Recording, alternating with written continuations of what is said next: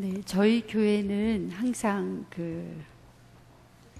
보통 이렇게 날씨가 추우면 예배 드리시는 분들이 좀 수가 적을까요?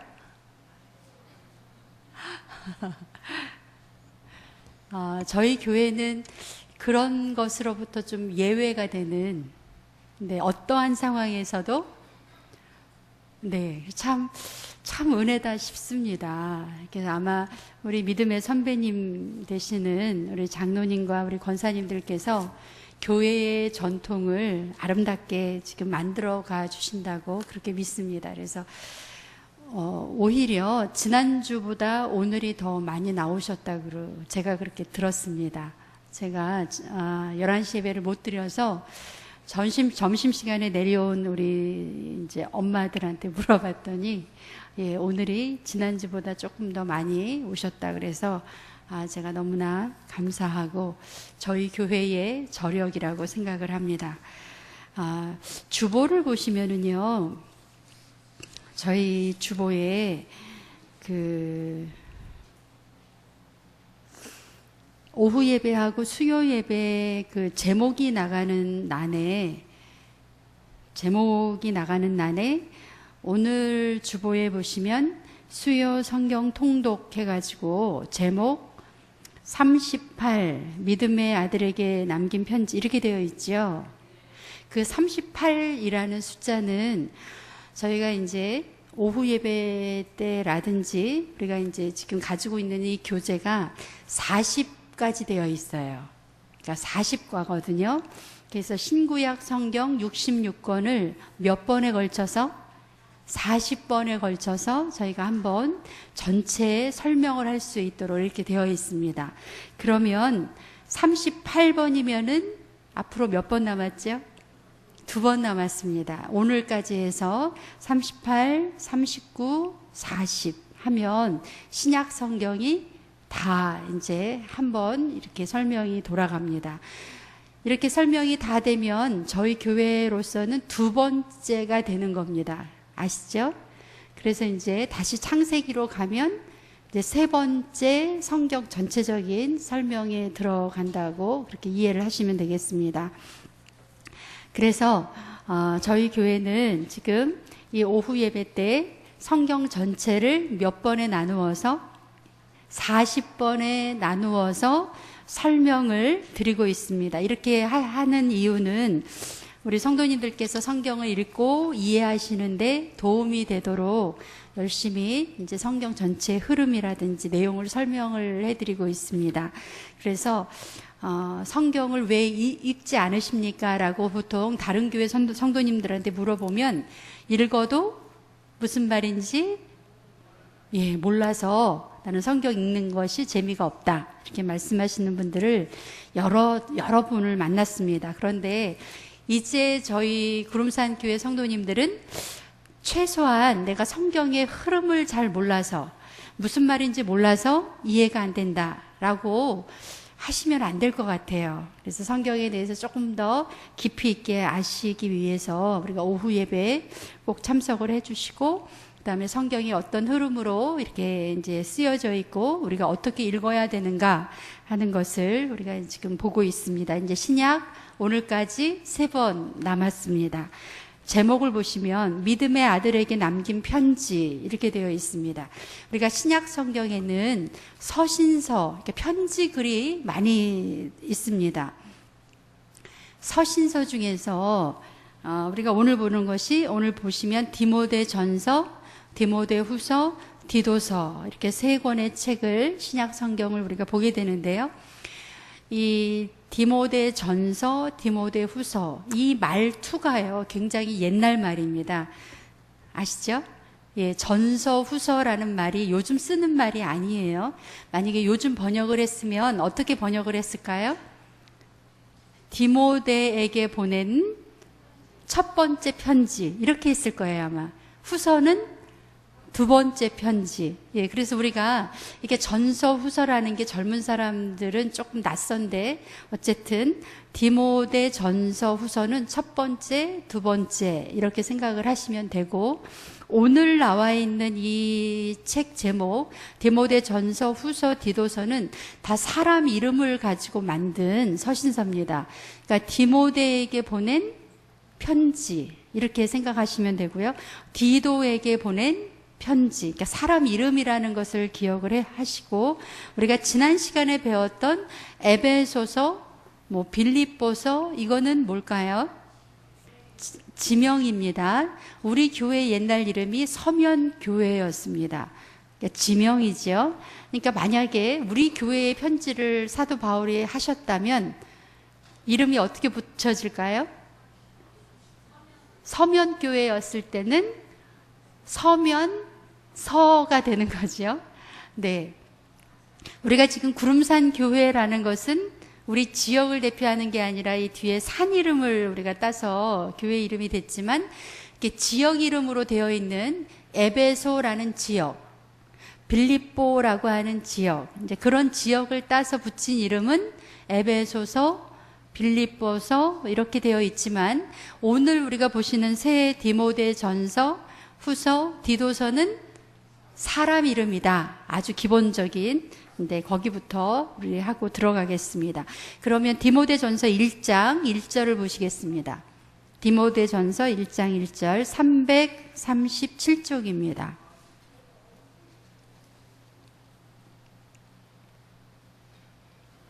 네, 337쪽에 보시면 반드시 이 서신서는 맨 앞에 누가 누구에게 보내는 건지, 수신과 수신인, 그 다음에 발신인, 이게 반드시 나와 있습니다.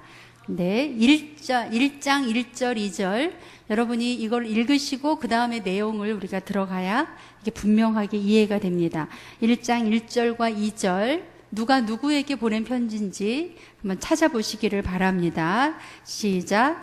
우리 구주 하나님과 우리의 소망이신 그리스도 예수의 명령을 따라 그리스도 예수의 사도된 바울은 믿음 안에서 참 아들 된 디모데에게 편지하노니, 하나님 아버지와 그리스도 예수 그리스도께로부터 은혜와 긍휼과 평강이 내게 있을지어다.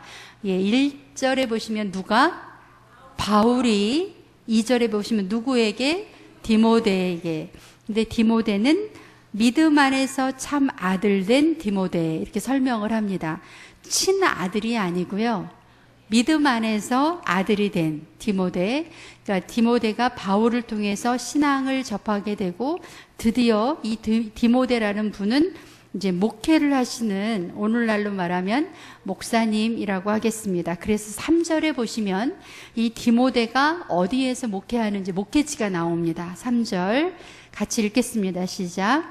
내가 마게도냐로 갈 때에 너를 권하여 에베소에 머물라 한 것은, 거기까지 보겠습니다. 디모데는 지금 어디에 있어요? 예, 마게도냐로 갈 때에 너를 권하여 에베소에 머물라 했다 그러죠. 그래서 지금 디모데는 어디에 있습니까? 에베소에서 목회를 하는, 에베소 교회의 목회자에게 지금 사도 바울이 목회를 어떻게 하라고 하는, 그래서 우리가 오늘 보시는 디모데 전서, 디모데 후서, 디도서를 한마디로 목회 서신이다 이렇게 말을 합니다. 무슨 서신? 예, 목회를 어떻게 해야 되는지를 사도 바울이 가르치는 목회 서신이라고 하겠습니다. 그래서 에베소 교회에 목회하는 디모데에게 사도 바울이 권면을 하고 있습니다. 12절부터 말씀을 보시면 사도 바울이 자기 자신을 가르쳐서 뭐라고 소개를 하는지, 이 말씀 읽기 전에 우리가 우리를 가르쳐서 누구한테 나는 어떤 사람이다 라고 소개를 할 때 어떻게 하시겠습니까? 나를 가리켜서, 나를 가리키는 나에 대한 설명 뭐라고 하시겠어요? 첫 번째 줄 뭐라고 하시겠어요? 나는 누구다? 나는 구름산교회 권사님이에요. 예, 그게 이제 첫 번째 들어가시나요? 예, 나를 가리켜서 나를 어떻게 설명할까? 예, 뭐라고 설명하시겠어요? 나는 어떤 사람이다? 네, 대답을 하시는데 잘 안 들리고요. 네, 그걸 생각하시면서 내가 나를 설명할 때하고 사도 바울이 자기 자신을 설명할 때하고 한번 비교를 하면서 말씀을 보시겠습니다. 12절부터 15절까지 여러분이 잘 아시는 말씀인데, 사도 바울이 그 자기의 제자인 디모데라고 하는 목회자에게 자기를 어떻게 설명하는지 같이 읽겠습니다. 12절부터 15절까지 시작. 나를 능하게 하신 그리스도 예수 우리 주께 내가 감사함은 나를 충성되이 여겨 내게 직분을 맡기심이니. 거기까지 먼저 보시겠습니다. 내가 감사하다 이렇게 말씀하시는 거죠. 근데 뭐에 감사하지요? 왜 감사의 제목? 나를 충성되이 여겨 내게 직분을 맡기신 거에 대해서 감사하다. 역시 사도 바울 대단하죠? 예. 나는 감사합니다. 감사가 먼저 나와야 되죠. 우리가 항상 나는 감사합니다. 내가 이렇게 해서 감사합니다. 근데 그 감사의 제목이 충성되이 여겨 내게 직분을 맡겨주신 거에 감사합니다 라고 하는 고백부터 시작을 합니다. 예, 13절 보시면 바울은 어떤 사람이었는지 13절 시작. 내가 전에는 비방자요 박해자요 폭행자였으나 도리어 국류를 입은 것은 내가 믿지 아니할 때에 알지 못하고 행하였음이라. 우리 주의 은혜가 그리스도 예수 안에 있는 믿음과 사랑과 함께 넘치도록 풍성하였도다. mit보다 모든 사람이 받을 만한 이 말이요, 그리스도 예수께서 죄인을 구원하시려고 세상에 임하셨다 하였도다. 죄인 중에 내가 괴순이라. 네, 사도 바울이 자기를 설명하는데 내가 감사하다라는 말을 먼저 하시고, 그 다음에 나는 어떤 사람이다?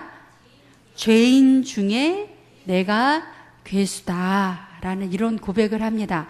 예, 이 말이 지금 이런 말이 어떻게 이런 말이 나올 수 있을까요? 사도 바울이 자기 자신을 가리킬 때 나는 죄인 중에 괴수다. 우리가 한번 내 자신을 가리켜서 우리가 나를 고백할 때 나는 참 죄인이다. 나는 하나님한테 부름을 받기 전에 나는 어떤 사람이었다 라고 고백할 때, 사도 바울의 이 고백하고 비교해서 자기 자신을 나는 어떻게 나를 과연 고백할 수 있을까? 가장 신앙생활하기 힘든 분이 어떤 분인지 아신가요? 어떤 분이 신앙생활하기 힘드시죠?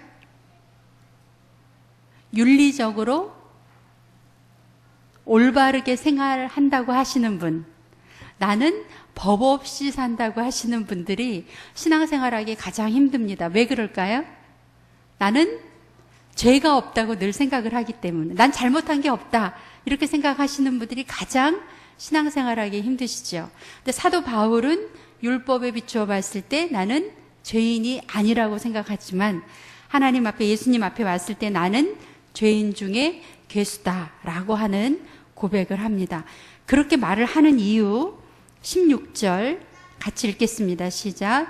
그러나 내가 긍휼을 입은 까닭은 예수 그리스도께서 내게 먼저 일체 오래 참으심을 보이사 후에 주를 믿어 영생 얻는 자들에게 본이 되게 하려 하심이라. 내가 긍휼을 입었다. 누구한테? 예수님한테. 예수님의 사랑을 받았다 이 말이지요. 어떤 사랑을 받았습니까?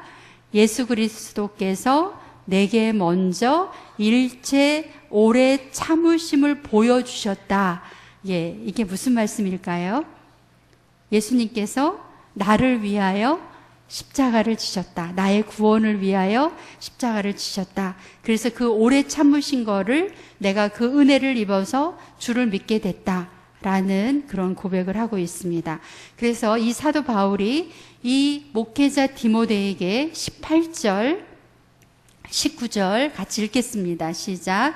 아들 디모데야, 내가 너에게 이 교훈으로서 명하노니 전에 너를 지도한 예언을 따라 그것으로 선한 싸움을 싸우며 믿음과 착한 양심을 가지라.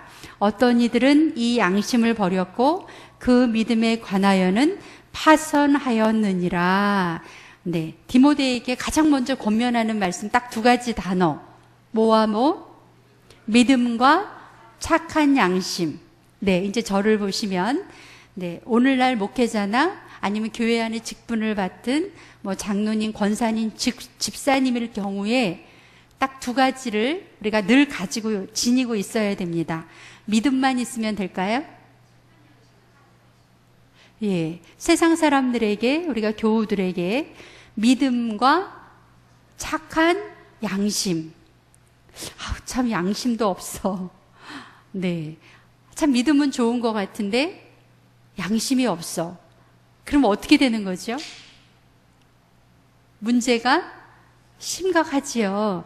예, 사도 바울이 디모데에게 목회자로서 또 주의 직분을 맡은 사람으로서 믿음과 착한 양심을 가져라 이렇게 권면을 합니다. 그리고 나서 2장으로 넘어가면은요, 이제 사도 바울이 교회 내에 네, 성도들에게 이런 것을 가르쳐라 하는 이야기가 나옵니다. 8절 말씀을 보겠습니다. 어떤 남자들, 신앙의 남자들, 우리 남신도 많이 들어오셨어요? 네. 남신도에게 주시는 말씀 8절 시작. 그러므로 각처에서 남자들이 분노와 다툼이 없이 거룩한 손을 들어 기도하기를 원하노라. 뭐는 되고 뭐는 안 될까요? 지금 우리 구름산교회 남신도들은 분노와 다툼은 없어요. 서로 분노와 다툼으로 뭐 싸우시고 이러는 건 없습니다. 그런데 거룩한 손을 들어 기도하기를 원하노라. 손 들고 기도는 여성들만 하나요? 네, 성경에 보니까 손 들고 기도하고 통성으로 기도하고 하는 것은 누구만 해라? 여자들만 해라? 근데 이상하게 분명히 성경에서는 남신도들에게 손을 들고 기도해라. 거룩한 손을 들어 기도하기를 원하노라. 이렇게 말씀을 분명히 했는데 왜 기도원에 가면은 여성들만 손 들고 기도할까요? 네, 우리가 이제 금요일 저녁 기도회 때도 보면 앞에서 막 리더 찬양 준비 이렇게 하시는 분들이 막 열심히 기도할 때 손이 저절로 올라가시는 분들은 주로 여성들이 많이 훈련이 돼 있고 남신도들은 왜 손을 잘 안 들을까요? 한번 연습을 해보겠습니다. 우리 다 같이 한번 손을 들어보겠습니다. 네, 가장 나중에 드시는 분도 역시 남신도죠. 예, 잘하셨습니다. 내려주세요. 왜 우리가 손을 드는 게 힘들까요? 특히 하나님 앞에서 하나님을 높여드리는 굉장히 거룩한 행동인데 우리가 굉장히 많이 오해가 있는 것 같습니다. 특별히 이 사도 바울이 손을 들어 기도하라 이렇게 말하지 않고요. 그 앞에 형용사가 하나 붙어 있어요. 거룩한 손을 들어 이렇게 말씀을 합니다. 와, 이건 정말 우리 남신도들이 손을 들 때는요, 그 손이 어떻게 돼요? 거룩한 손이 됩니다. 와, 정말 하나님 앞에 손 들고 기도할 정도의 그러한 남신도들의 삶은 하나님께서 그의 삶을 거룩하게 성별해 그렇게 주시는 줄로 믿습니다. 거룩한 손을 들어 그 장면을 한번 생각해 보세요. 기도를 하는데 정말 하나님을 높여드리면서 거룩한 손을 들어 기도하시는 그 모습이 얼마나 아름다울까 생각을 합니다.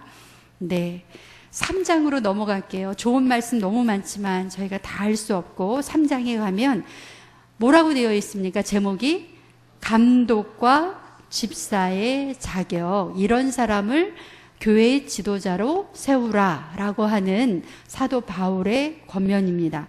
지금 디모데는 뭐라 그랬어요? 이 편지를 받는 디모데는 목회자입니다. 목회자에게 이런 사람을 교회 지도자로 뽑아라 하고 얘기를 하는 거예요. 3장 1절 감독의 직분을 얻으려 함은 이렇게 되어 있죠. 네, 3장 1절. 네, 한번 3장 1절부터 7절까지 네, 같이 읽겠습니다. 시작. 미쁘다 이 말이여 곧 사람이 감독의 직분을 얻으려 함은 선한 일을 사모하는 것이라 함이로다. 그러므로 감독은 책망할 것이 없으며 한 아내의 남편이 되며 절제하며 신중하며 단정하며 나그네를 대접하며 가르치기를 잘하며 술을 즐기지 아니하며 구타하지 아니하며 오직 관용하며 다투지 아니하며 돈을 사랑하지 아니하며 자기 집을 잘 다스려 자녀들로 모든 공손함으로 복종하게 하는 자라야 할지며 사람이 자기 집을 다스릴 줄 알지 못하면 어찌 하나님의 교회를 돌보리요. 새로 입교한 자도 말지니 교만하여져서 마귀를 정죄하는 그 정죄에 빠질까 하며 또한 외인에게서도 선한 증거를 얻을 자라야 할지니 비방과 마귀의 올무에 빠질까 염려하라. 네, 또 한 직분이 나옵니다. 8절에 보시면 이와 같이 집사들도, 이 집사는 안수 집사지요. 여러분이 성경을 읽으실 때 3장 1절에 감독, 거기에 동그라미, 형광펜 이런 걸로 이렇게 표시를 딱 해놓으시고 8절에도 집사라고 나와 있죠. 거기도 표시를 해놓으세요. 그러면 성경 읽으실 때 이렇게 눈에 확 들어오도록. 또 안수 집사님은 어떤 분을 뽑아야 하는지 8절부터 13절까지 조금 천천히 읽겠습니다. 시작. 이와 같이 집사들도 정중하고 일구이연을 하지 아니하며 술에 임박이지 아니하고 더러운 일을 탐하지 아니하고 깨끗한 양심에 믿음의 비밀을 가진 자라야 할지니 이에 이 사람들을 먼저 시험하여 보고 그 후에 책망할 것이 없으면 집사의 직분을 맡게 할 것이요. 여자들도 이와 같이 정숙하고 모함하지 아니하며 절제하며 모든 일에 충성된 자라야 할지니라. 집사들은 한 아내의 남편이 되어 자녀와 자기 집을 잘 다스리는 자일지니 집사의 직분을 잘한 자들은 아름다운 지혜와 그리스도 예수 안에 있는 믿음의 큰 담력을 얻으니라. 예, 이제 고개를 들어보시고, 우리가 한 번밖에 안 읽었지만 감독이나 집사 어떤 항목이 딱 가슴에 이렇게 담겨지시나요? 아, 이런 사람이어야 되겠다. 굉장히 많이 나와서 우리가 다를 기억을 못하지만 어떤 게 기억에 남습니까? 일구이연하지 않는 사람. 예. 또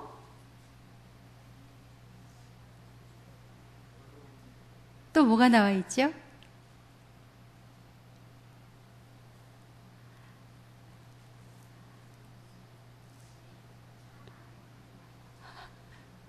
네, 아마 다들 다르신 것 같아요. 다 한마디씩 하시는 말씀들이 다 다르신 것 같은데요. 네, 교회의 지도자를 세울 때, 감독이나 집사님을 세우실 때 어떤 기준으로 세워야 하는가 하는 것을 지금 말씀을 하고 계십니다. 우리 교회가 2월 21일에 교회 지도자를 또 우리가 선출을 합니다. 특별히 이 디모데 전후서 디도서에서 이제 말씀하시는 이제 그러한 일꾼을 뽑아야 되겠는데요. 또 한번 우리가 4장 넘어가 보겠습니다. 4장 6절에 보시면은요. 4장 6절, 그 바로 위에 보면 5절에 보시면 4장 5절을 한번 같이 읽겠습니다. 시작. 하나님의 말씀과 기도로 거룩하여짐이라. 우리가 거룩이라고, 우리가 성도의 생활의 거룩함을 우리가 유지하고 거룩해지기 위해서 두 개의 중요한 덕목이 있습니다. 뭐와 뭐로? 말씀과 기도로. 그러니까 우리가 교회 지도자들, 교회 일을 하시는 분들, 교회의 그 리더가 되시는 분들은 그의 삶이 뭐와 뭐로? 말씀과 기도로. 네, 그래서 우리 최소한 우리 교회의 직분자들은 성경을 1년에 몇 번 읽는다? 최소한 몇 번 읽는다? 네, 우리 최용수 집사님 몇 번 읽으실 건가요, 올해? 계획을? 뭐라 그러셨어요? 한 번이요? 아, 네. 네, 대단한 결심이시죠? 네, 한 번 이상 꼭 읽으셔야 됩니다. 교회의 직분자들은 말씀과 기도, 양날개지요? 말씀과 기도로 거룩하여질 수 있다는 것. 네, 말씀을 드리고요. 우리가 5장으로 넘어가면 9절에 과부에 대한 이야기가 있습니다. 과부에 대한 일. 그런데 5장 9절에 보시면 아주 이상한 단어가 하나 나와요. 5장 9절, 과부로 명부에 올릴 자는 이렇게 되어 있습니다. 과부면 과부지, 과부의 명부에 오르다. 이게 무슨 말일까요?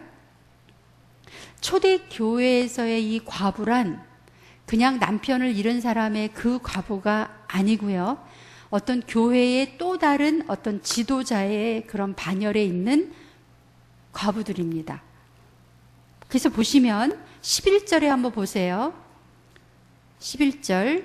이 명부에는 11절 같이 읽어보겠습니다. 시작.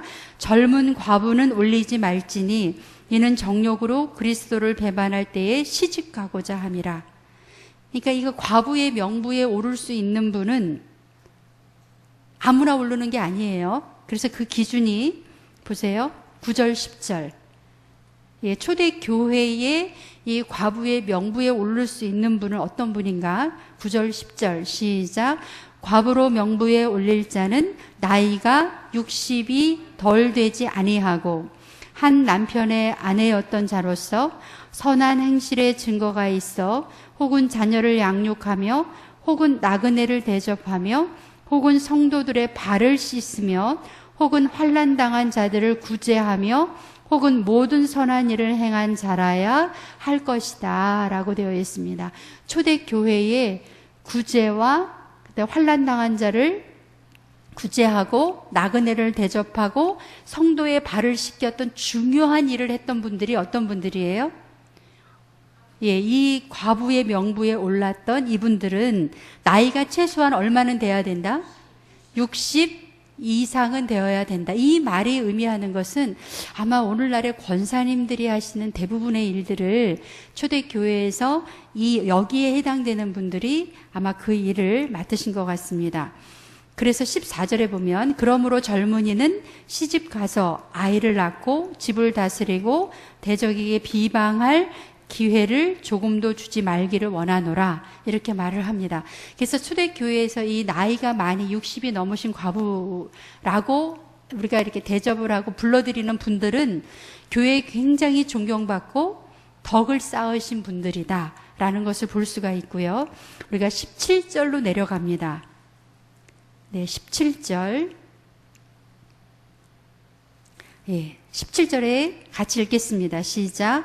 잘 다스리는 장로들은 배나 존경할 자로 알되 말씀과 가르침에 수고하는 이들에게는 더욱 그리할 것이니라.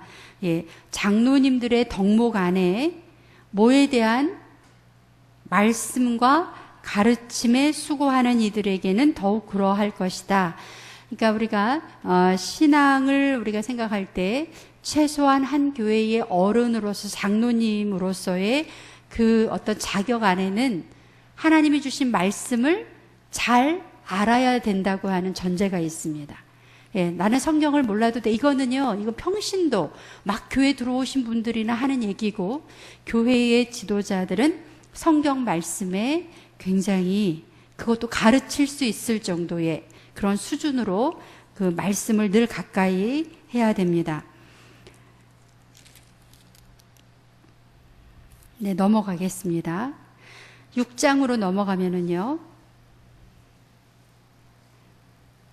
네, 6장 11절에 제가 참 좋아하는 그런 우리 옆에 요거 하기 전에요. 옆에 있는 집사님이나 우리 장로님 옆에 한번 불러보세요. 옆에 있는 분을 뭐라고 부를지. 불러보세요. 옆에 있는 분을 한번 불러보세요. 뭐라고 부르시겠어요? 장로님. 네, 권사님, 집사님. 그런데요, 이 사도 바울이 디모데를 부를 때 이렇게 불렀어요. 저는 11절 보시면 같이 읽어보세요. 시작. 오직 너 하나님의 사람아, 이것들을 피하고 의와 경건과 믿음과 사랑과 인내와 온유를 따르며. 뭐라고 불렀다고요? 하나님의 사람아, 하나님의 사람아. 와, 정말. 이제 옆에 분하고 이렇게 불러보겠습니다. 막 떨리지요? 네, 막 떨립니다. 옆에 분한테 뭐라고 부른다고요? 네, 하나님의 사람아. 와, 정말 이렇게 부를 수 있다는 것은 바울이 디모데에 대한 신뢰와 그 사랑이 어느 정도인지. 네, 우리 권사님들을 서로 보시면서 그동안에 뭐 쌓인 게 있고, 그동안에 그 인격적으로 저분은 왜 이러지? 그랬음에도 불구하고 그거보다는 뭐가 더 넘쳐야 되죠? 하나님의 은혜와 사랑이 더 넘쳐서 그 옆에 분을 볼 때마다 뭐라고 불러요? 하나님의 사람, 하나님의 사람이다. 와, 우리가 이렇게 불러줄 수 있다면 정말 이거보다 더 귀한 그러한 그 부름이 없겠습니다. 그래서 하나님의 사람들은 뭐를 해야 되느냐? 12절 보세요. 같이 읽겠습니다. 시작. 믿음의 선한 싸움을 싸우라. 영생을 취하라.